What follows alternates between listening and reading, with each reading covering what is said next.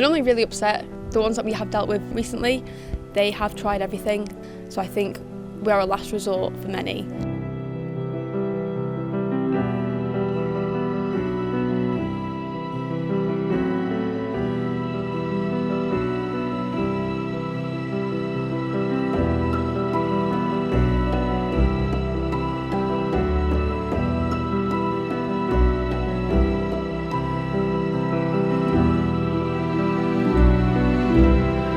We see quite a lot of it during lockdown and COVID scenario.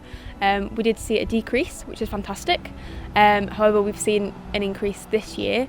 I think we're only just seeing the beginning of it. It's always been an issue, depending on where people move into. However, I think there's been a lot more of an increase really of landlords putting these rules up that they do not allow pets anymore. And we've seen a bit of a toll on it.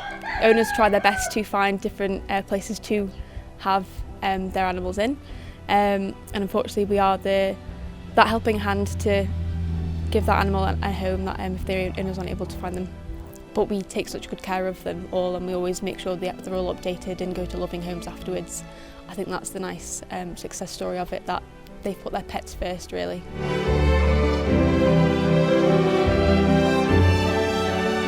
Firstly, damage that can be done by pets, but you also need to consider that some individuals are allergic to pets. Now, a landlord has to take all that into consideration.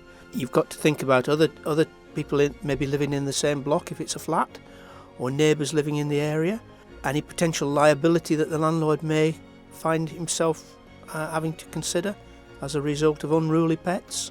But this leads on to a much bigger problem. There are a reducing number of landlords in the market, and as such, there are far less properties available now that are pet friendly, because landlords are now leaving the market in huge numbers, and I don't think anybody fully understands just how big the numbers are. There are far more people taking the opportunity of these property price increases and taking the opportunity to leave the market. Traditionally, landlords would take an additional deposit as a pet deposit, and I think most tenants would accept that.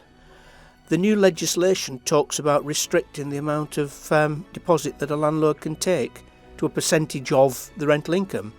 So that now starts to make landlords think, well, hang on, we probably can't take a pet deposit. Because you've got to consider some of the other issues that landlords have. There's a 20% tax on rental income.